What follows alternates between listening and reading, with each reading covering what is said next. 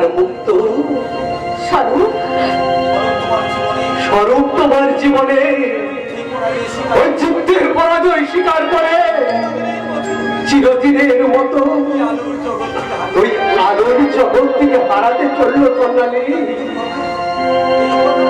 এই অভাগা স্বরূপকে তুমি ক্ষমা করো সন্ন্যালী।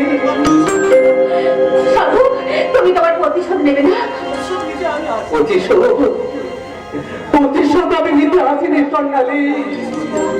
আমি এসেছিলাম তোমার সঙ্গে একটু অভিনয় করতে। হ্যাঁ, অভিনয় অভিনয় আমি পারবো সন্ন্যালী।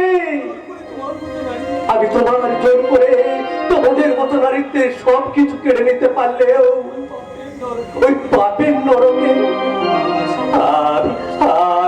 আমি আর পারবো না সন্ন্যালী। আমি সব কিছু হারাতে পারবো।